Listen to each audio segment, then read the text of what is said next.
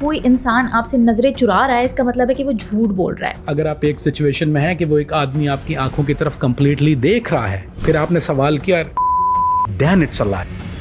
इसकी एक चीट है, वो भी बताता हूँ आपको। अगर एक कैंडिडेट जो कि जॉब इंटरव्यू के लिए आया वो झूठ बोलता है तो प्रोफाइलर उसको कैसे असेस करता है? वो ऐसे मुश्किल सवाल करता है जिसको आपको पता है कि वो आप उसमें झूठ ही बोलेंगे। मिसाल के तौर पे कुछ इसमें ऐसी चीजें होती हैं जो for a split of a second होती हैं, यानी उससे बचना बहुत मुश्किल होता है, यानी बहुत ही मुश्किल होता है। एक अच्छा स्पाई बनने के लिए नंबर 1 चीज पता है वो क्या क्वालिटी देखते हैं आपने?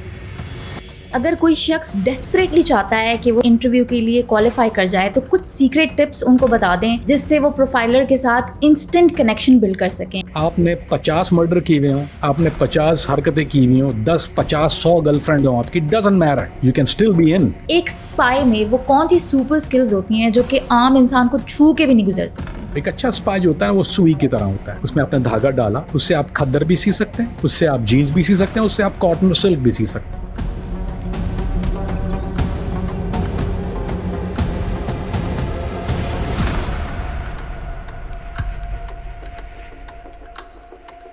दूसरों के माइंड और बिहेवियर को एक एजेंट की तरह हम कैसे रीड कर सकते हैं, इसके पार्ट 2 के साथ हम दोबारा हाजिर हुए हैं। अगर किसी ने पार्ट 1 नहीं देखा तो हमने लिंक डिस्क्रिप्शन में दिया हुआ है। तो हम इस पॉडकास्ट को स्टार्ट करते हैं। अच्छा कमरान भाई, कहा यह जाता है कि जब कोई इंसान आपसे नजरें चुरा रहा है इसका मतलब है कि वो झूठ बोल रहा है, तो इसके पीछे कोई हकीकत है क्या? देखें, पार्शली, पूरी हकीकत नहीं है। कुछ लोग नेचुरली शाय होते हैं। अब मैंने आपको मैंने कहा ना, आज मैं आपकी मिथ ब्रेक करने वाला हूँ। ज़्यादातर लोग जो ये किताब में लिखा होता है, ये किताबी चीज़ है, लेकिन हमें फील्ड में जाने के बाद पता चलता है ये बात कि ये एग्जैक्टली 100% सच्ची बात नहीं है। उसकी वजह है, तो मेरे स्टूडेंट्स हैं कई ऐसे जो नेचुरली शाय हैं, और मैं टेस्ट करता हूँ उनको। जारी बात है, मेरी क्लास होती है तो मैं हर एक के ऊपर बहुत ज़्यादा हॉक आई से देखता हूँ उनको। तो कुछ ऐसे होते हैं, और इवन रोज़मर्रा ज़िंदगी में लोग मिलते हैं कि जो ये कुछ लड़कियां भी ऐसी होती हैं, शर्मीली बहुत है आंखों की, उसका मतलब ये नहीं झूठ बोल रही, but she just don't look in your eye. उसको कंफर्टेबल फील नहीं है तो वो पर्सनल कलेक्ट बीमिंग आई को देखना, ये एक चीज़ है, एक इंसान की जहनीत होती है। हाँ, अगर आप एक सिचुएशन में हैं कि वो एक आदमी आपकी आंखों की तरफ कंप्लीटली देख रहा है, अगर आपका उससे आई कांटेक्ट बना हुआ है, फिर आपने सवाल किया, ही स्टार्ट लुकिंग, कुछ दूसरी तरफ देखना शुरू कर दिया या कहीं ऐसी चीज़ कर दी, तो फिर क्या होता है? देन इट्स अ लाई। लेकिन एक आदमी तो दिस इज ये ट्रेनिंग और अनट्रेन का फर्क बता रहा हूं मैं आपको। अगर आपने किताब में पढ़ के क्या बोला ये तो बैठी 4 घंटे, नहीं, बहुत से लोग कंफर्टेबल नहीं होते। इसमें एक और चीज़ है, अगर आपने सुना होगा, आर्टिस्टिक जो बच्चे होते हैं, आर्टिस्टिक नहीं, ऑटिस्टिक जिसको कहते हैं, ऑटिज्म जिसको कहते हैं, AUT, यानी जो स्पेशल बच्चे होते हैं, आपने वो कभी आई मैच नहीं करते किसी के साथ। इसका मतलब ये नहीं कि वो झूठ ही बोल रहे हैं। सो हमारे बहुत से लोग पाकिस्तान में ऑटिज्म का लोगों को पता नहीं है। दैट्स अ बिग प्रॉब्लम कि ऑटिज्म, इसकी कई सिचुएशन होती हैं, बिल्कुल डिफॉर्मेशन नहीं होता। बाज़ दफ़ा एक बॉर्डरलाइन ऑटिज्म होता है जो कि डायग्नोस नहीं हुआ होता बहुत सी दफ़ा। तो ऑटिज्म वाले जिसके अंदर इवन बॉर्डरलाइन ऑटिज्म, उसकी निशानी होती है कि वो आपकी आंख की तरफ देख के बात नहीं कर सकता, लेकिन अब आप उसको इस पैमाने से जांचना शुरू कर दें, यानी वो डायग्नोस कभी नहीं हुआ, आपको नहीं पता है ऑटिज्म है, लेकिन वो आंखों की तरफ देख के, ऑटिज्म का बच्चा कभी आपकी आंख की तरफ नहीं, वो अनकंफर्टेबल होना शुरू हो जाता है। तो इसकी डिफरेंट वेरिएशंस हैं। लेकिन to answer your question correctly, अगर एक आदमी से आपका ऑलरेडी आई कांटेक्ट है और फिर आपने सवाल किया और फिर उसने नज़रों को आपसे चुराया या कोई दूसरी तरफ देखना शुरू किया, तो it's a sign of deception. इसको डिसेप्शन का साइन कहते हैं। फिर भी ला नहीं इस्तेमाल, डिसेप्शन मतलब ही is trying to hide something, यानी कुछ चीज़ है। और आपकी इसको ऑपोजिट कर लें, अगर आपको बिल्कुल किसी के साथ एक बहुत अच्छा रिलेशनशिप बिल्ड करना है, डेवलप करना है, और आप उसकी आंखों में देख के बात करें, तो एक, क्योंकि आंख जो होती है ना वो दिल का रास्ता होती है, ये बिल्कुल सही बात है, ये किताबी बात नहीं है। तो जब आप आंख में देख के बात करते हैं किसी को, तो वो उसको एक तो आपकी पर्सनैलिटी का कॉन्फिडेंस सामने आता है कि कितना कॉन्फिडेंट हैं आप। दूसरी बात ये होता है कि फिर वो आपको एक रेपुटेशन बिल्ड होना शुरू हो जाती है। मोर यू लुक इन आई, जितना ज़्यादा आई कांटेक्ट होता है उतना ज़्यादा आपको समझाने बात, क्योंकि आई का मतलब होता है फेस जेस्चर। अच्छा, इसकी एक चीट है, वो भी बताता हूँ आपको। चीटिंग हो जाए, आई कैन चीट। इसकी चीटिंग टेक्निक पता है क्या है? आप कंफर्टेबल नहीं है ना, तो इसकी एक चीटिंग टेक्निक है, आप फोरहेड की तरफ देखना शुरू कर दें। अच्छा, उसको पता नहीं चला, इसमें डिफरेंस नहीं होता। अगर मैं आपकी फोरहेड की तरफ देख रहा हूँ, उसको ये लगा कि मैं आपकी आंखों की तरफ देख रहा हूँ। आप ये टेक्निक करके देख लीजिएगा किसी के साथ, उसको ये समझ। लेकिन बेसिकली हम लोग चीट, अगर मुझे कहीं चीट करना है तो मैं माथे की तरफ देखूँगा, कभी आंखों की तरफ नहीं देखूंगा, तो उसको ये लगा कि मेरा इसके साथ आई कॉन्टैक्ट है, लेकिन वो आई कॉन्टैक्ट होता नहीं है। That's how you can receive it. Kamran भाई, समटाइम्स ऐसा भी तो होता है ना कि आप कोई कहानी याद कर रहे हो या कोई बात याद कर रहे हो पास्ट की, तब भी आपकी आंखें जो हैं वो ऊपर की तरफ जाती हैं, दाएं बाएं मुड़ती हैं, तो इसका ये तो मतलब नहीं होता कि आप झूठ बोल रहे हो। इसका मतलब आप कुछ याद करने की कोशिश कर रहे हो ना। You are absolutely right. देखें, लेकिन हम अगर जैसे मैंने सवाल अगर ये किया कि इसमें सवाल का डिफरेंस आ जाता है ना। मैं एक लड़की की तरफ कह रहा हूँ कि तुम्हारा फलां मीदा टल्ली के साथ तुम्हारा कोई नाजायज़ संबंध है, और वो दूसरी तरफ देखना शुरू कर दी, देन इट्स अ लाई। अगर मैं कहता हूँ उस किसी से कि याद करो 13 तारीख को पिछले साल तुम कहाँ पर थे, then start looking up, that's a normal behaviour. तो वो आप सवाल के ऊपर डिपेंड करता है। अगर एक सवाल चुपता हुआ है या सवाल आपको पता है कि ऐसा है कि उसको सच बोलने में मुश्किल हो रही है, तो फिर आप उसको सवाल पे असेस करते हैं, रिएक्शन पे नहीं। कि अगर सवाल सोच वाला है तो ऑफ कोर्स उसकी आंख कहीं और चली जानी है, लेकिन अगर आपका सवाल जो है वो ऐसा है कि जिसमें उसको झूठ बोलने की गुंजाइश या ज़रूरत है, तो फिर अगर वो आई मूवमेंट उसकी अलग होगी तो देन इट्स अ लाई। कमरान भाई, अगर एक कैंडिडेट जो कि जॉब इंटरव्यू के लिए आया स्पाई बनने के लिए, वो झूठ बोलता है, तो प्रोफाइलर उसको कैसे असेस करता है कि ये बंदा मेरे सामने झूठ बोल रहा है, हालांकि वो काम पोजीशन में बैठा हुआ है, कॉन्फिडेंट बैठा हुआ है, बट झूठ बोल रहा है? तो जो लोग प्रोफाइलिंग करते हैं या जो लोग इस काम में होते हैं, एचआर या रिक्रूटर कहते हैं उसको हमारी ज़बान में, जो रिक्रूटर्स होते हैं उनकी ट्रेनिंग यूजुअली 10 से 12 या 15 साल की फील्ड ट्रेनिंग होती है। उससे बचना बहुत मुश्किल होता है, यानी बहुत ही मुश्किल होता है कि आप उससे झूठ बोल सकें। सो यू नो, आज की तारीख में जब रिक्रूटिंग होती है तो जो रिक्रूटर होता है वो आपको लगा के आपकी ब्रीदिंग जो होती है, यानी लाई डिटेक्टर टेस्ट लगा के होते हैं। ज़्यादातर सवाल जब होते हैं वो उसके साथ होते हैं, यानी कंसेंट लेके आपको वो पॉलीग्राफ के थ्रू होते हैं। So it's very easy. लेकिन ये कि लेट्स से इन सिचुएशन के जहाँ पर आपको वो प्रिलिमिनरी कैंडिडेट की तरह बात कर रहा है या प्रिलिमिनरी बात कर रहा है, सो सेम थिंग कि वो आपको सबसे ज़्यादा जो एक रिक्रूटमेंट में मुश्किल चीज़ होती है, वो आपसे सबसे ज़्यादा मुश्किल सवाल करता है, और वो ऐसे मुश्किल सवाल करता है कि जिसको आपको पता है कि वो आप उसमें झूठ ही बोलेंगे। मिसाल के तौर पे मैं अभी किसी एक जगह था और मुझसे उन्होंने सीधा सवाल ये कर दिया कि आपने कभी किसी को कत्ल किया है। अब दिस अनकम्फर्टेबल मूवमेंट, अगर मैंने किया है तो इसका इकरार करना, एंड मुझे पता है कि मैं रिकॉर्ड भी हो रहा हूँ, तो और वो रिकॉर्ड करने के बाद दोबारा असेस करेंगे उस वीडियो को, तो मेरे लिए उस वक्त सच बोलना जो था, यानी झूठ बोलने का मतलब मुझे कोई ना कोई मेरा बॉडी रिएक्शन ऐसा होना चाहिए था कि वो वही बात के पीपल डायलेशन, चेस्ट मूवमेंट। अब उस वक्त जो ये सवाल था, अगर मैं नॉर्मल आदमी होता तो मेरा चेस्ट जो था एकदम ऊपर की तरफ चला जाता, the breath goes on top. ये नंबर 1 अनकम्फर्टेबल चीज़ जो होती है आंखों के और माथे के अलावा सुनने, और आपको एक ज़्यादा लोग देख रहे होते हैं। सो वो आपकी वही आई मूवमेंट, वही फोरहेड और वही चेस्ट, और वो आपको ज़्यादातर जो है वो अनकम्फर्टेबल। जैसे अगर शादीशुदा कैंडिडेट से हमेशा पूछते हैं कि तुमने कभी किसी के साथ चीट किया है, have you ever had a relationship beside your wife. अब हर कोई वॉलंटियरली ये बात तो नहीं बताना चाहता।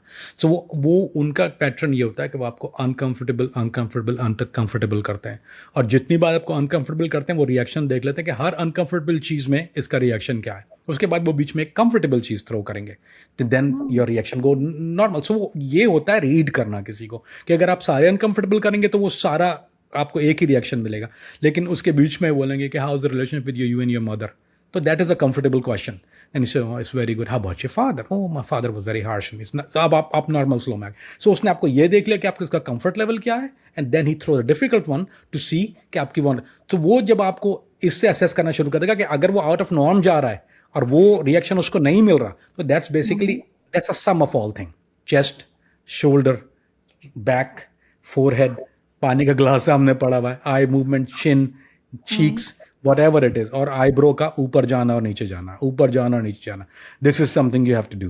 और समीरा, सो यू नो, कुछ इसमें ऐसी चीज़ें होती हैं जो for a split of a second होती हैं, यानी स्प्लिट ऑफ सेकंड मीन ये जो ब्रेथ मूवमेंट होती है ना, इसके लिए आपको बहुत तैयार होना पड़ता है। ये ऐसा नहीं है कि कोई भी आदमी देख ले मैंने ब्रेथ देख लिया इसका, नहीं, इट्स नॉट दैट। उसमें इसको रिफाइन करना पड़ता है, एक साथ दवा देखना पड़ता है। सो क्योंकि स्प्लिट ऑफ अ सेकंड में हो रहा होता है ये सब कुछ, और आपको सारी चीज़ें एक समझ लें कि एक फास्ट मूविंग ट्रेन है एंड आपको पैसेंजर काउंट करने हैं। This is how exactly it is.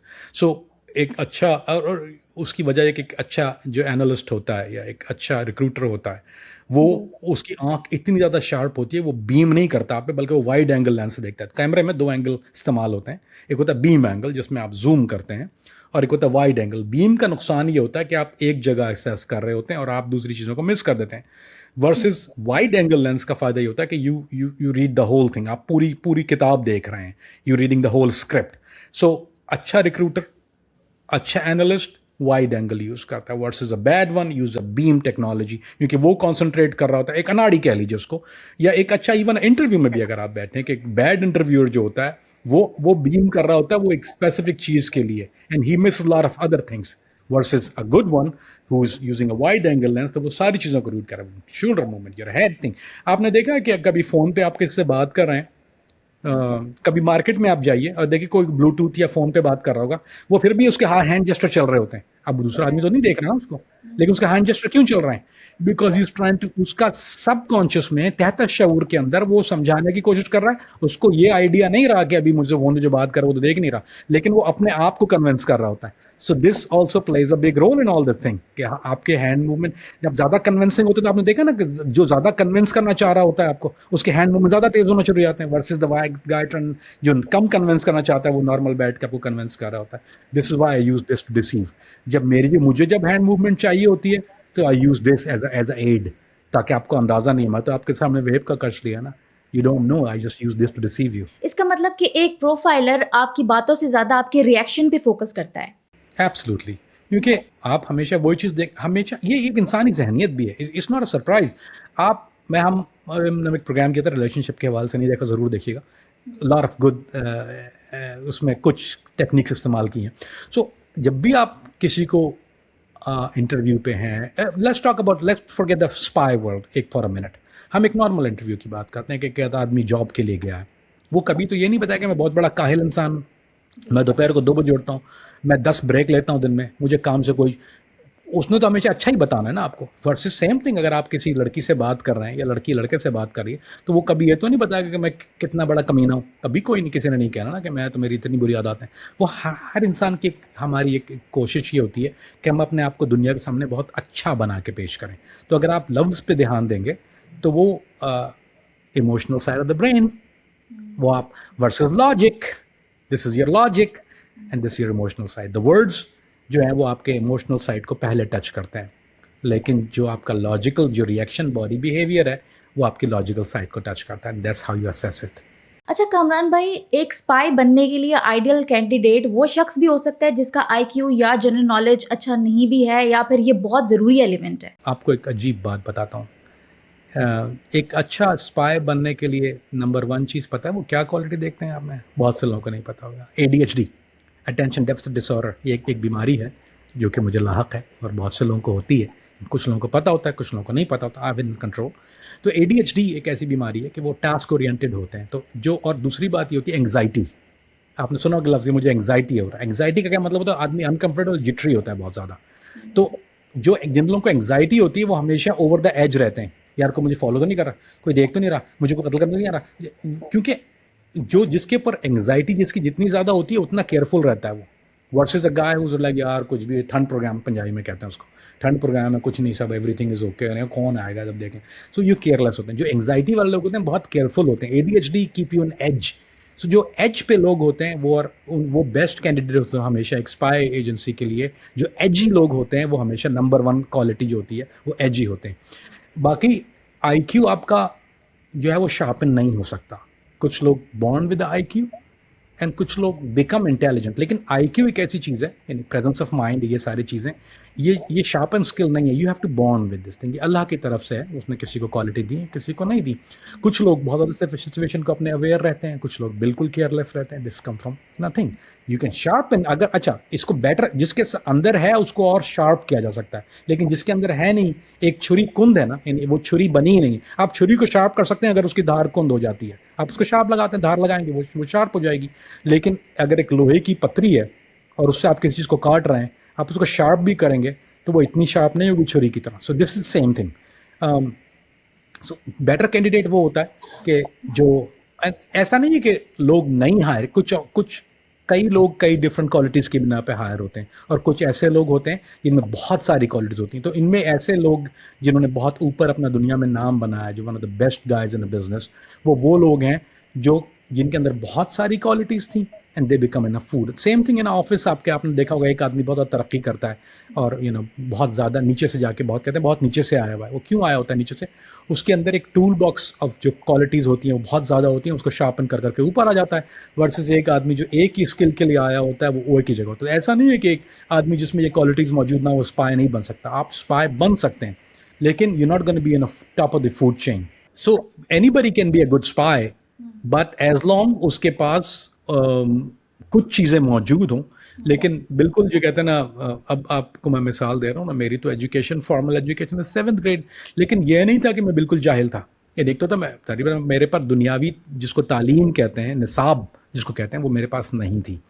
लेकिन मैंने मेरे अंदर एक चीज़ ये थी कि मैं न्यूज़ बहुत देखता था दुनिया के जितने क्या, और दूसरा मेमोरी, मुझे याद रहती थी चीज़ें, और ये अल्लाह की तरफ से है कि मैं भूलता नहीं था कभी भी। यानी अगर भी आप मुझसे 30 साल पहले के वाक़यात बोलेंगे, या कोई अभी मेरी बीवी में बताता है, हमेशा इरिटेट होती है, I repeat this over and over, कि मेरी बीवी इरिटेट इसलिए होती है कि मूवी देख रहे होते हैं अगर हम लोग, तो वो मैं डायलॉग रिपीट करना शुरू करता हूँ। जब हमने 20 साल 25 साल पहले भी देखी है, तो मैं उसको डायलॉग रिपीट करना शुरू कर देता हूँ, तो वो मुझे भूलता नहीं। सो अ गुड मेमोरी, ऑल ये सारी चीज़ें जो है वो एक रोल प्ले करती हैं, कोई ख़ास स्पेसिफिक चीज़ नहीं होती। ठीक है, मतलब आप स्ट्रीट स्मार्ट ज़्यादा हैं। जी, देखिए, मुझे अगर आप मुझे एक बच्चे जब एग्ज़ाम देते हैं, मैंने जो सारी ज़िंदगी में जितने भी एग्ज़ाम दिए, मैं पास किस तरह से हुआ, मैंने पूरा साल कुछ भी नहीं पढ़ा। अब ये नहीं करना, मैं ये नहीं कह रहा कि सब ऐसे ही करें, फिर मैंने पूरा साल ना किताब में एक लफ्ज़ नहीं लिखा, कॉपी खोली नहीं, कुछ नहीं किया, लेकिन एग्ज़ाम से पहले मैंने पूरी बुक खोली और रट्टा मारना शुरू कर दिया, हर चीज़ पॉइंट पढ़ना शुरू कर दिया। वो एक गैस पेपर आता था, वो पढ़ना शुरू कर दिया, तो इंपॉर्टेंट पॉइंट जाके एग्ज़ाम दिया। मैंने ये कि बहुत अच्छे ग्रेड से पास हुआ, लेकिन पासिंग ग्रेड तो धक्का तो लग गया, क्योंकि बेस्ड मैंने वो जो एक साल की चीज़ है वो एक रात में पढ़ी है, और पूरी रात में यही करता था। उसके बाद सुबह जाके पेपर दिया, पास हो गया, और वो भी बहुत अच्छे ग्रेड से नहीं, नॉर्मल पासिंग ग्रेड, धक्का लगा के पास हुआ, पासिंग ग्रेड ले लिए, इनफ फॉर मी, वो वही था काफ़ी। और आज भी यही है कि मैं किताब पढ़ लेता हूँ, वो किताब पढ़ लेता हूँ जिसमें मेरा इंटरेस्ट हो। अगर मुझे आप चंगेज़ खान के ऊपर किताब देंगी, मैंने तकरीबन 22 से 25 किताबें पढ़ी हैं चंगेज़ खान की ज़िंदगी के ऊपर, या अलेक्जेंडर के ऊपर, या जो मुझे इंटरेस्ट है वो मैं पढ़ लूँगा। लेकिन जो इंटरेस्ट नहीं है, वो ये ADHD की वजह से भी होता है, अटेंशन डिफिसिट। अगर आपका अटेंशन स्पैन कम होता जाता है जब आपका इंटरेस्ट कम होता जाता है। अच्छा कामरान भाई, अगर कोई शख्स डेस्परेटली चाहता है कि वो स्पाई इंटरव्यू के लिए क्वालिफाई कर जाए, तो कुछ सीक्रेट टिप्स उनको बता दें जिससे वो प्रोफाइलर के साथ इंस्टेंट कनेक्शन बिल्ड कर सकें। आइस ब्रेक कैसे करें, क्या वो सीक्रेट टैक्टिक्स हो सकते हैं? इसके लिए नंबर 1 चीज़ है, you have to be brutally honest. अगर आप ब्रूटली ऑनेस्ट नहीं है, मतलब अगर एक तो, क्योंकि देखिए जो आदमी इंटरव्यू कर रहा है ना, आपका जो रिक्रूटर है आपका, वो अगर आपसे सवाल कर रहा है तो उसको डिसीव करना, ये समझ लीजिए कि एक जूनियर लीग वाला एक टेस्ट चैंपियन के साथ जो है वो क्रिकेट खेल रहा है। This is exactly what it is. तो बहुत मुश्किल होता है उसको, यानी आप या कोई हैवी वेट बॉक्सर के साथ एक बिल्कुल लाइट वेट या फेदर वेट बॉक्सिंग कर रहा है, you not gonna be able to beat him. तो ये तो इम्पॉसिबल है कि आप कर सकें।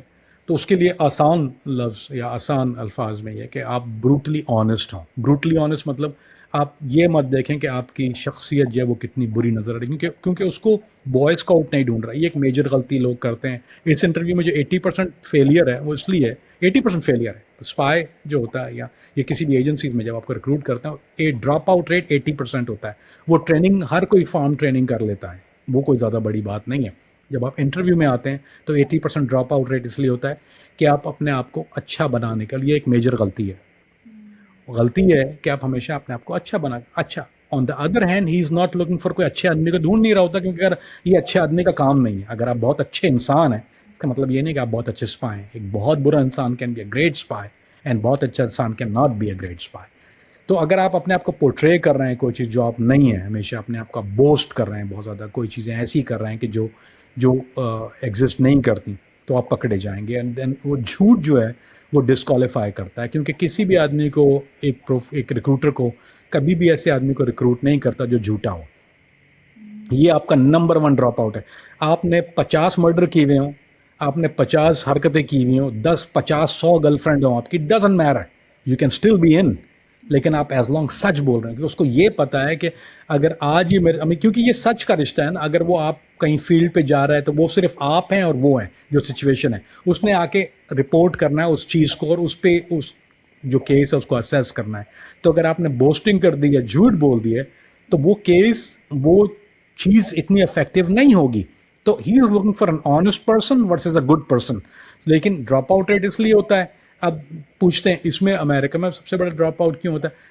हर कोई कॉलेज लाइफ में मैरिजुआना पी होती है, सब, ये बहुत नॉर्मल चीज़ है। Have you ever tried any illegal drugs? Drop, gone, you know you did it. वो कहीं ना कहीं उसको पता है।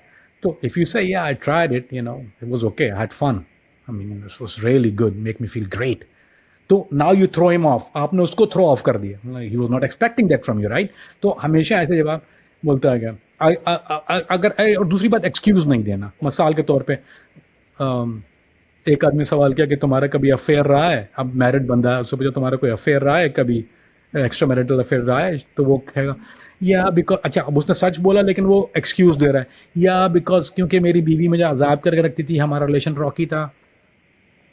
रॉन्ग। बोलो यू नो व्हाट, मुझे हमेशा मज़ा ही आता है यार, वाइफ मेरी बहुत बोरिंग है, क्या करूँ, मेरी बुरी आदत है। Now you throw him off. So जितनी टाइम आप रिक्रूटर को थ्रो ऑफ करेंगे, you are the winner on it. So that's is the number one technique, be honest, be yourself and throw the person off with the most brutal answer, और excuse देने के बजाय the pleasure moment, because सच में तो बात यही है, अगर उसने चरस पी है या मैरिजुआना पी है, he had a great time, you know why क्यों करते हैं लोग? तो आप उसको तावील दे रहे हैं तो उसको पता है कि आप उसको कुछ बना रहे हैं, तो उसको कुछ बनाने के बजाय अगर आप be honest and then throw him off, यार you know I can rely on this person, फिर आप कनेक्ट कर सकते हैं personally, even in a personal relationship. अगर आप मैं आपको गारंटी कहता हूँ, whoever listening this, try it at your home। एक दफ़ा एक सबसे ज़्यादा try to be honest with your wife और गर्लफ्रेंड, चाहे कितना बिटर चीज़ हो। अगर उसका रिएक्शन ये ना हुआ, अरे हनी आई लव यू, तो बड़ी गालियां देना मुझे कि सबसे बड़ा गधा है ये। And this is I been tried over and over and over. मैंने बहुत ज़्यादा बहुत बिटर ट्रुथ जो है वो बताए हैं, just to you know save my relation और marriages, and it always work.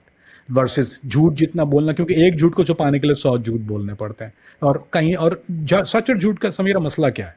So you remember, सच और झूठ में पता है क्या फ़र्क है? सच को याद नहीं रखना पड़ता, झूठ को आपको हमेशा याद रखना पड़ता, तो कहीं ना कहीं तो स्लिप हो गए ना। तो सच जो है वो आपकी मेमोरी में इस तरह होता है कि जैसे वो एक लाइन है और वो आप कहीं भी बोलेंगे। तो जब आप झूठ बोलना शुरू करते हैं, that becomes a problem. So this is number one thing in recruitment as well. ठीक है, मतलब आपने ऑनेस्ट होना है और डायरेक्ट होना है, कोई भी चीज़ आपने बनानी नहीं है, जो सच है वो आप मुंह पे बोल दो कि भाई हाँ है तो है, जैसा है जो है, और सच को इन्हेंस करके बोलना है, नॉर्मलाइज करके नहीं बोलना। दो तरह के सच होते हैं, yes I have done it, but वो आपसे फॉलोइंग सवाल करेगा तो आप बक्कल होना शुरू, आप आपने इकरार जुर्म तो कर लिया है, लेकिन फिर आप उसको कैमोफ्लेज करना शुरू करते हैं ना, या तावीला देना शुरू करते हैं। एक्सक्यूज नहीं है, गलत किया है, डंके की चोट पे किया है, you are that guy, yes I am the one, because they are looking for that person, not this person what you trying to portray, and then you disqualifying yourself. एक स्पाई में वो कौन सी सुपर स्किल्स होती हैं जो कि आम इंसान को छू के भी नहीं गुजर सकती, और इंसान सोच भी नहीं सकता, कि दंग रह जाता है सोच के? We are mind readers. हम लोग सबसे बड़े माइंड रीडर होते हैं। जो स्पाई होता है वो आपको एक गेम, दो गेम का मजा, एक होती है चेस, एक होता है चेकर्स। चेकर्स जो होती है वो गोटियां काले पे रख के ना। सो जो स्पाई होता है वो हमेशा चेस प्लेयर होता है, वो हमेशा 7 स्टेप आगे सोचता है, और ये आपका पार्ट ऑफ पर्सनैलिटी बन जाती है कि वो चेकर्स प्लेयर के बजाय चेस प्लेयर की तरह सोचता है। उसको 7 मूव आगे पता होते हैं कि if this happen I want to do this, want to do this, तो वो ताकि उसको शॉक ना लगे एट द मोमेंट कि अब क्या करना चाहिए। स्पाई के लिए हमेशा ये मौत होती है कि अब मैं क्या करूँ। You have to know that in your mind, खोने से पहले कि अब ये होगा तो मैं ये कर लूँगा। 7 स्टेप है। Mind reader, you have to be a killer mind reader. आप हर पर्सनैलिटी को एनालाइज इस तरह कर लेते हैं कि आपको बिल्कुल 100% यकीन होता है कि इसका रिएक्शन इस चीज़ पे ये होना चाहिए।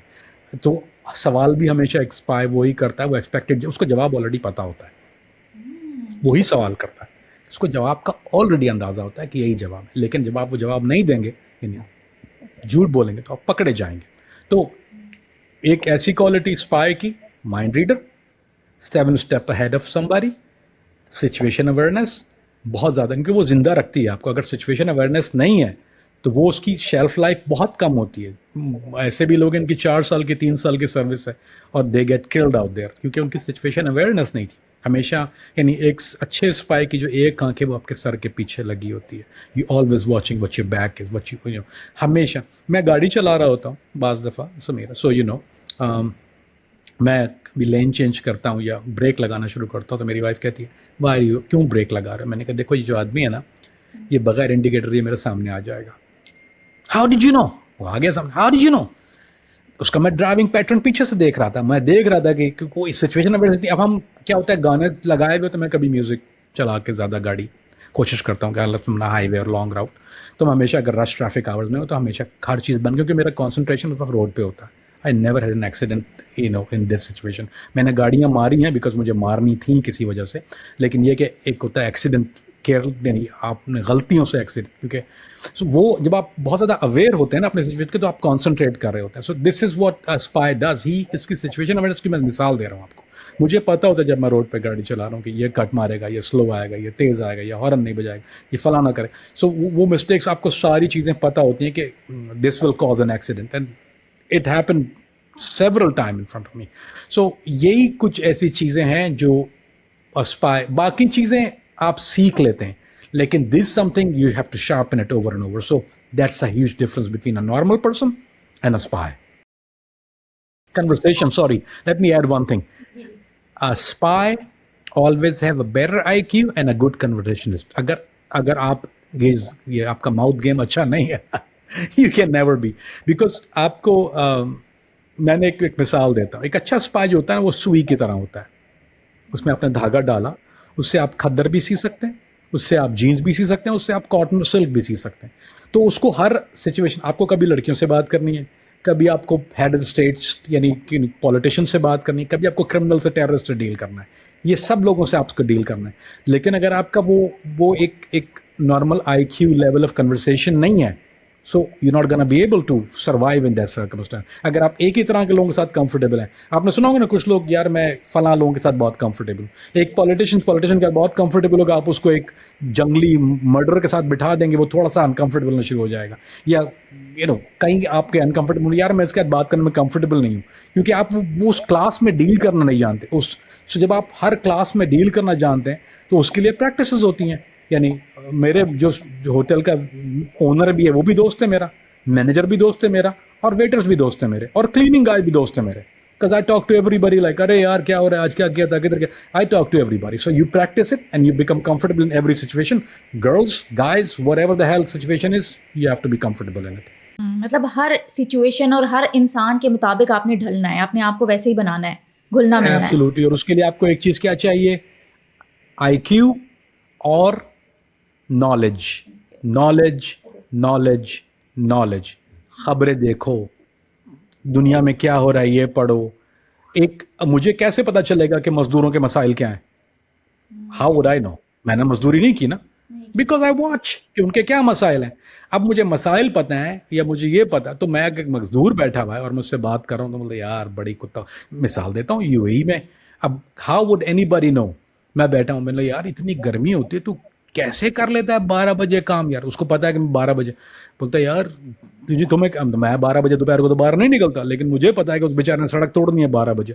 सो when I talk to him, I talk about, क्योंकि उसको इंटरेस्ट नहीं है मैं उसको बोलूँ तुम दुबई मॉल में शॉपिंग करने क्यों नहीं जाते, वो कभी गया नहीं है। सो अगर talk to him in this subject, how would एक जू कीपर के साथ मैं बात कर रहा हूँ, आई हैव टॉक टू जू कीपर्स। अगर मैं जू कीपर के साथ बात करूँ, बोले उसको पहला सवाल किया मैंने, कहा जब तुम शेर के मुंह में हाथ डालते हो तो उसको सेडेट करने के लिए तुम्हें पता कैसे रहेगा कितनी देर? यार तुझे कैसे पता सेडेट होता है? Because I have seen that in National Geographic. So you have to know that ना। अगर मुझे यही नहीं पता तो मैं उसका किस मौजू पे बात करूंगा? चाय पे? Not gonna work. क्या कोई शाय या इंट्रोवर्ट इंसान स्पाई बन सकता है? शाय या इंट्रोवर्ट बन सकता है, लेकिन वो फिर उसकी कुछ आदतों को, कुछ चीज़ों को breaking. Introvert can be change. ऐसा नहीं है कि इंट्रोवर्ट जो है वो ये कह लीजिए पैदाइशी बीमारी नहीं है ये ऐसा नहीं है कि यू बॉर्न विद 4 टोज कि 5वीं है ही नहीं। I was introvert back in a days, so you know When I was 16, 15, I was an introvert. I couldn't talk to people. I was the most shy person there is. मुझे बात करते हुए लड़कियों से पसीने आना शुरू हो जाते थे. मैंने औरतों से बात ही नहीं कर सकता था. इतनी शर्म आती थी मुझे, इतना अजीब सा था मैं. वो चेंज होना शुरू हुआ टाइम के साथ साथ. सो इंट्रोवर्ट के लिए फिर अगर आप प्रैक्टिस करना शुरू करते हैं, start dealing with people. Introvert आदमी इसलिए होता है कि वो उस इंट्रोवर्ट अपने अकेलेपन में उससे कंफर्टेबल होना शुरू हो जाता है. उसकी दुनिया वही बन जाती है कि वो उस आइस को ब्रेक करने की कोशिश नहीं करता. बहुत से बच्चे जब इंटरनेट, अभी जो इंट्रोवर्ट ज़्यादा मसला कहाँ शुरू हुआ है, ये इंटरनेट के बहुत ज़्यादा आप देख रहे हैं. एक वर्ल्ड में introvert used to be a very rare thing, बहुत कम होता था ये. अब ये बहुत ज़्यादा बढ़ना शुरू हो गया. क्यों? क्योंकि your phone, your computer, your game, ये आपकी दुनिया है. आप हर चीज़ यहाँ ही पे कर रहे हैं ना. You start dealing with people. लेकिन जब आप डील करना शुरू कर देते हैं, मैं अपनी क्लास में सिखाता हूँ, ये बाकायदा इसकी एक्सरसाइज देते हैं हम लोग कि आप किस जगह जाके कहाँ किससे बात करनी है, कि आप जाएं. और अगर किसी रेस्टोरेंट में जाते हैं, किसी चाय की जगह पे जाते हैं, किसी कैफ़े में जाते हैं, हमेशा उससे नाम पूछो उसका जाके पहले. Always remember with his name. तो जब आप उसका नाम पूछेंगे, सेकंड टाइम आप जाएंगे उसके नाम से उसको बुलाएंगे, he will pay attention eight you. कह रहे उसको मेरा नाम याद है, वो आपसे कन्वर्सेशन करेगा. Start finding out about his living condition. हाँ, start finding out about his cycle. अगर स्कूटर है, मैं उससे पूछना शुरू करता है, तो ये इलेक्ट्रिक स्कूटर कहाँ से, ये चाइना वाला है, कैसे चलता है? अरे यार मुझे बड़ा शौक है करने का. अरे नहीं यार, इसके ये मसले हैं, इससे बेहतर वाला है. So you always hit him. Introvert can be broken. ऐसा नहीं है कि नहीं हो सकता, लेकिन इसके लिए एक्सरसाइज, एक प्रैक्टिस चाहिए होती है. एज अ स्पाई, या introvert can be a spy, a loner can be a spy, a shy person can be a spy. क्योंकि ये वो सारी चीज़ें, एक मिथ है, ये ब्रेक नहीं होती, ये ब्रेक होती है. And I am the biggest example in front of you because I have been through that for very long time, but it work. Amazing. Kamran भाई, थैंक यू सो मच, बहुत मज़ा आया.